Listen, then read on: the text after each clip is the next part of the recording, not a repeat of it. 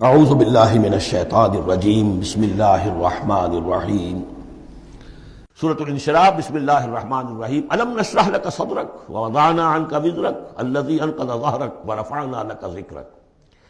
کیا ہم نے آپ کے لیے آپ کے سینے کو کھول نہیں دیا، انشراح نہیں دے دیا آپ کو، اور آپ پر جو ایک بوجھ پڑا ہوا تھا وہ اٹھا نہیں لیا۔ الذی انقض ظہرک، جو آپ کی کمر کو دوہرے کیے دے رہا تھا، توڑے دے رہا تھا۔ ورفعنا لک ذکرک، اور ہم نے آپ کے ذکر کو بلند کر دیا۔ فإن مع العسر یسرا، ان مع العسر یسرا، تو یقیناً مشکل کے ساتھ ہی آسانی ہے، یقیناً مشکل کے ساتھ ہی آسانی ہے۔ فإذا فرغت فانصب وإلى ربک فارغب، تو جب آپ فارغ ہو جائیں تو پھر یہ کہ خوب کمر کس لیجئے، محنت کیجئے اور اپنے رب کی طرف راغب ہو جائیے۔ یہ مشکلات القرآن میں سے ہے۔ عام طور پر سمجھتے ہیں لوگ کہ جو مشقتیں تھیں دعوت و تبلیغ میں، اور جو آپ کے اوپر جو لوگ فکرے چست کر رہے تھے اس کی وجہ سے آپ کو یہ رنج ہو رہا تھا، تو یہاں اصل میں یہ بات نہیں ہے، وہ بھی ہے اپنی جگہ پر۔ حقیقت میں بات کون سی ہے؟ اور کیونکہ یہ بھی معلوم ہے کہ یہ بالکل ابتدائی زمانے کی صورتیں ہیں، لہذا اس دور میں تو ابھی اس طریقے کا جو ہے کوئی بہت زیادہ پرسیکیوشن بھی نہیں تھی، بہت زیادہ مخالفت بھی نہیں تھی، اس سے کہیں زیادہ بڑے مراحل سے آپ کو گزرنا پڑا ہے۔ 3 سال کی جو بھی شیب بنی ہاشم کی قید ہے وہ بعد کی بات ہے، جو یوم طائف آ رہا ہے وہ اس کے بہت بعد کی بات ہے، یوم عہد بہت بعد میں آ رہا ہے۔ یہ اصل میں کیا ہے، جس شخص کو اللہ تعالیٰ نبوت دیتا ہے اس کی سب سے زیادہ جو خواہش ہوتی ہے وہ اللہ کے ساتھ لو لگا کر بیٹھا رہے، اور رسالت کا فریضہ ایسا ہے کہ جاؤ خلق خدا کو ہدایت کا راستہ دکھاؤ۔ اب کہاں وہ کیفیت، دن ڈھونڈتا ہے پھر وہی فرصت کے رات دن بیٹھے رہے تصور جانا کیے ہوئے، کہاں اللہ کی طرف رخ کر کے اللہ کا بندہ کھڑا ہے رات کے وقت، کیا اس کی کیفیت ہے، اس کے قلب کی، اس کی روح کی، کیا انشراح ہے، کیا انبساط ہے، کن بلندیوں پر اس وقت وہ ہے، کس روحانی وسعتوں کے اندر جو ہے وہ اس وقت تیراکی کر رہا ہے، اور کب جا رہے کسی نے کہہ دیا پاگل ہے، کسی نے کہہ دیا کہ یہ تو مجنون ہے، دیکھو ذرا یہ شخص ہے جو کہتا ہے آپ کے معبودوں کو کہ یہ غلط ہے۔ اب اس کا ایک تکدر ہو رہا ہے دل کے اوپر، کہاں وہ کیفیت۔ علامہ اقبال نے اسے لکھا ہے، 4th لیکچر ہے ان کا جو خطبات میں سے، شیخ عبد القدوس گنگوہی رحمۃ اللہ علیہ کا قول دیا ہے۔ وہ کہیں کسی کیفیت میں بیٹھے ہوئے تھے اسی طرح مراقبے میں، اچانک اقامت کی آواز آ گئی، اب جماعت کھڑی ہو رہی ہے، تو وہ آرہا کھڑا ہونا ہے، تو نماز میں تو جانا ہے، تو کہا کیا، جھنجلا کر کہا، حضوری سے نکال کر دربانی میں کھڑا کر دیا۔ اس وقت جس مراقبے کی کیفیت میں تھا وہ تو حضوری کی کیفیت مجھے حاصل تھی، اب میں دربانی میں آ گیا ہوں یہاں پر۔ نماز تو آپ پڑھیں گے تو امام کے پیچھے پڑھیں گے، اس نے کہا اللہ اکبر تو کرنا ہی ہے رکوع، چاہے ابھی آپ کے دل چاہ رہا ہے اور قرآن پڑھا جائے تو کیسے ہوگا، تو اس کا حکم ماننا آپ نے۔ آپ چاہ رہے ہیں سجدے میں پڑے رہے ابھی سر نہ اٹھائیں، لیکن وہ تو کہے گا اللہ اکبر، تو وہ سر آپ نے اٹھانا ہی ہے۔ تو وہ ایک اور نظام ہے، وہ نظام با جماعت ہے، اس سے ایک جماعت کی تشکیل جو ہے وہ مطلوب ہے، اور ایک ہے انسان کا اپنا روحانی طرف ہو، اس کے کچھ اور تقاضے ہوتے ہیں۔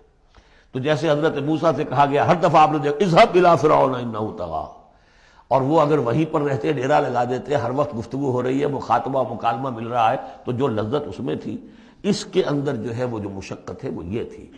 رفتہ رفتہ پھر آپ کا مزاج اس کا خوگر ہوا ہے، اور پھر یہ کہ جب اللہ تعالیٰ نے اس میں بہت سے لوگوں کو بھی شامل کر دیا، پھر وہ جو تسکین پیدا ہوئی کہ ایک شخص وہ ہوتا ہے جو اکیلا، اس کو مولانا روم نے بڑی خوبصورتی سے بارش کا ایک بتایا ہے مثال، کہ بارش میں ایک مرحلہ ہوتا ہے کہ سمندر سے بخارات اوپر جا رہے ہیں، نہایت صاف شفاف، اس میں تو کوئی قدورت نہیں ہوتی، وہ تو ڈسٹلڈ واٹر جا رہا ہے، وہ اوپر گیا، پھر وہ گیا، اس نے بارش کی شکل اختیار کی، جب بارش کو بن کر وہ گرا ہے تو اس نے اب فضا کو بھی دھو دیا، تو فضا کی قدورت اپنے اندر لی نا، فضا کو صاف کر کے وہ آیا نیچے، زمین کا بھی گند صاف کرتا ہے، صاف کر کے اور وہ گند لے کے دریا میں شامل ہوا، اور پھر گیا اور سمندر میں جا کر گند اس نے وہاں چھوڑا، پھر وہ پاک ہو کر صاف ہو کر بڑی ہی یعنی لطیف شکل میں پھر یہ ہو رہی ہے، یہ ہے ایک سیر الی اللہ،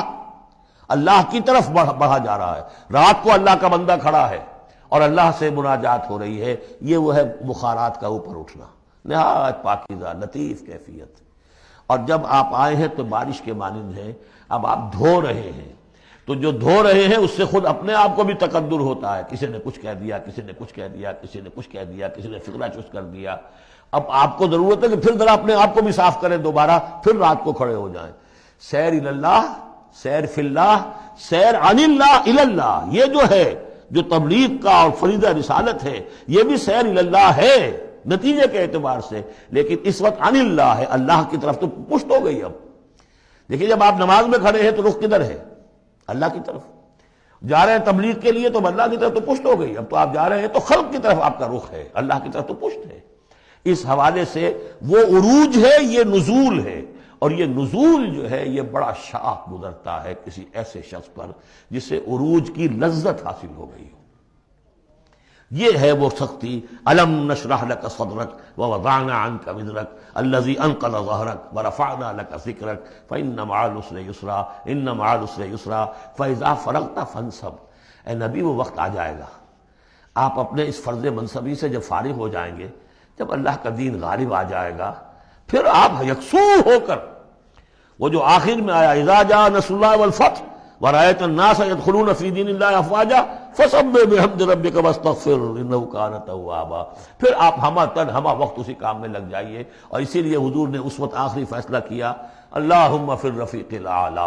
بس اب میں فارغ ہوا اور اب میں مزید تاخیر نہیں چاہتا. حالانکہ نبیوں کو یہ آپشن ملتا ہے، اگر آپ ابھی چاہیں تو اور رہ سکتے ہیں دنیا میں، یہ آپشن ملا ہے.